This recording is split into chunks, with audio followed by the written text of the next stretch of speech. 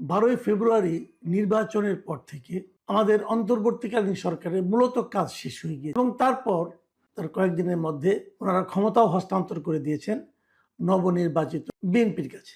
এবং বিএনপি তার এর মধ্যে তাদের মন্ত্রিসভা গঠন করেছে, প্রধানমন্ত্রী হয়েছেন, অন্যান্য মন্ত্রীদের দপ্তর বন্টন হয়েছে এবং তারপরেও প্রায় 2 সপ্তাহ কিন্তু প্রধান উপদেষ্টা, অন্তর্বর্তীকালীন সরকারের প্রধান উপদেষ্টা ডক্টর মোহাম্মদ ইউনূস ওনার যে সরকারি বাসভবন ছিল যমুনা, ওখানে অবস্থান করেছেন এবং গতকালকে সেখান থেকে উনি গুলশানের বাসভবনে চলে গেছেন। যতদিন পেরেছেন থেকেছেন সরকারি বাস। এই যে গেলেন, যাওয়ার পর থেকে ডক্টর মোহাম্মদ ইউনূসের স্ট্যাটাসটা কি দাঁড়াবে? এখন উনি কি? এখন কি উনি সাধারণ মানুষ, যে কোনো সাধারণ মানুষ? না, উনি এখন যে কোনো মানুষ নন। উনি আগে গ্রামীণ ব্যাংকের যখন এমডি ছিলেন, অথবা গ্রামীণের লোক হিসেবে যখন গ্রামীণ ফাউন্ডেশনের লোক ছিলেন, অথবা গ্রামীণ টেলিকমের চেয়ারম্যান অথবা অন্য কিছু ছিলেন, তখন উনি যে মাপের লোক ছিলেন, ওনাকে সরকার যে পরিমাণ নিরাপত্তা দিত, আসলে কিন্তু বর্তমানে নিরাপত্তার কোনো তুলনা হয় অনুযায়ী উনি এখন রাষ্ট্রের অতি গুরুত্বপূর্ণ এবং এই গুরুত্বপূর্ণ ব্যক্তি হিসাবে ওনাকে বিবেচনা করা হবে। দায়িত্ব ত্যাগের পরবর্তী এক বছর উনি রাষ্ট্রের অতি গুরুত্বপূর্ণ ব্যক্তি থাকবে। তো আপনারা হয়তো বলবেন থাকবেন, এটা নিয়ে আলোচনার কি আছে? না,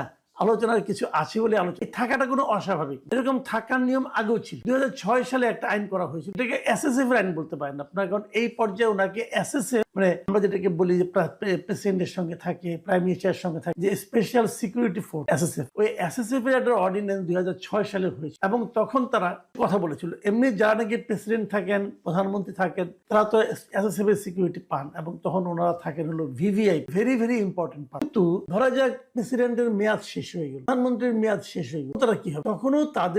তখন তাদের are very very important person থাকবেন, তখন তারা হয়ে যাবেন ভেরি ইম্পর্টেন্ট ভিভিআইপি না। তো ওনারা যখন ভিআইপি হয়ে যাবে তখনও তারা এসএসএফ পাবেন, মানে এসএসএফ এর নিরাপত্তা তারা পাবেন। কতদিন পাবেন? 3 মাস পাবেন। এটা 2006 সালে একটা আইন করা হয়েছিল। সেই আইনে কে কে ইনক্লুডেড ছিল?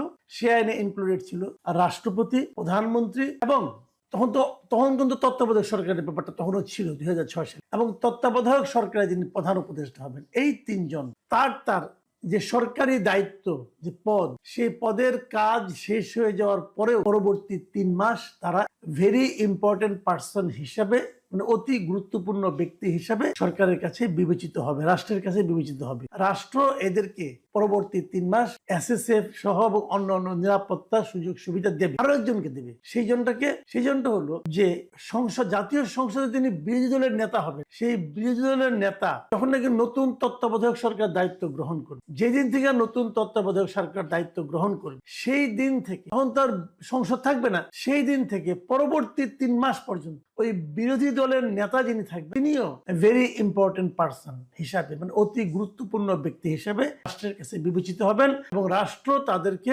নিরাপত্তা দেবে। এই আইনটা হয়েছিল 2006 সালে, 2006 সালের 29শে অক্টোবর। এখন এই আইনটা হওয়ার পর ছিল এ পর্যন্ত, তারপরে তো মনে করেন আপনার 14তে এসে তত্ত্বাবধায়ক সরকার উঠে গেল, তারপরে এবার অন্তর্বর্তীকালীন সরকার এলো, এসে নিয়ে আমরা একজন অন্তর্বর্তীকালীন সরকারের প্রধান উপদেষ্টা পেলাম। প্রধান উপদেষ্টার কার্যকাল যখন শেষ হয়ে যায়, তাহলে ওনারও কিন্তু ওই একই নিয়মে 3 মাস সেই অতি গুরুত্বপূর্ণ ব্যক্তি হিসেবে নিরাপত্তা পাওয়ার কথা। কিন্তু এক্ষেত্রে তা হলো না। এক্ষেত্রে যে জিনিসটা হলো, আমরা দেখলাম যে এই বছরের, মানে 2026 সালে, মানে নির্বাচনের ঠিক 2 দিন আগে নতুন একটা অধ্যাদেশ হলো, সরকারি বিজ্ঞপ্তি, এবং সেই বিজ্ঞপ্তিতে বলা হলো যে প্রধান উপদেষ্টা যিনি থাকবেন, তিনি পরবর্তী, মানে দায়িত্ব শেষ হওয়ার পরেও 1 বছরের জন্য ভিআইপির মর্যাদা। এই যে নতুন যে প্রজ্ঞাপনটা হয়েছে ফেব্রুয়ারির 10 তারিখে, সেখানে আসলে কি লেখা হয়েছে?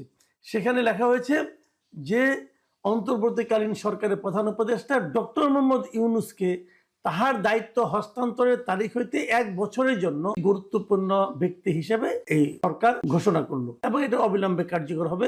রাষ্ট্রপতির আদেশ ক্রমে মোহাম্মদ সাইফুল্লাহ পান্না এটা কে করলো? রাষ্ট্রপতি করলো, দিল রাষ্ট্রপতি। হয়তো প্রশ্ন করবেন যে দিন কয়েক আগে রাষ্ট্রপতি তো মানে খুব দুঃখ করে একটা ইন্টারভিউ বললেন যে তাকে কিভাবে ডক্টর ইউনূস পদে পদে অপমান করেছে, তিনি বলেছেন। তো তার মানে রাষ্ট্রপতির সঙ্গে ডক্টর ইউনূসের সম্পর্ক মোটেই ভালো ছিল না। তারপরেও রাষ্ট্রপতি এই ধরনের একটা আদেশ দিল, তার জন্য এত ভালো কিছু করলো। সেটা আসলে এরকম না কেন আমি বলি, বাংলাদেশের সবকিছুই রাষ্ট্রপতির আদেশ ক্রমে হয়। আমার তো মাঝে মাঝে মনে হয় যদি রাষ্ট্রপতিকে কোনো কারণে সরে যেতে হয়, তখন হয়তো বলা হবে রাষ্ট্রপতির আদেশ ক্রমে ওনাকে সরিয়ে দেওয়া হলো। এটা একটা ফেজ মাত্র, এটা একটা মানে বলা হয়ে থাকে। আসলে হয়তো অনেক কিছু রাষ্ট্রপতি জানেনও না। এই যে রাষ্ট্রপতির ওখান থেকে যে আপনার রাষ্ট্রপতির অভিযোগ করেছে যে ওনার এখান থেকে যে মিডিয়া এই যে ইটা সেলটা ছিল ওটা সরিয়ে নেওয়া হয়েছে, আদেশে নেওয়া হয়ে থাকে বলা হবে ওখানেও রাষ্ট্রপতির আদেশ। রাষ্ট্রপতি অনেক কিছু জানেন না, কিন্তু ওনার আদেশক্রমে সবকিছু হয়। এবং বাংলাদেশের সংবিধান অনেকটা এরকমই, যে রাষ্ট্রপতি যা কিছু করে মন্ত্রী পরামর্শক্রমে করে।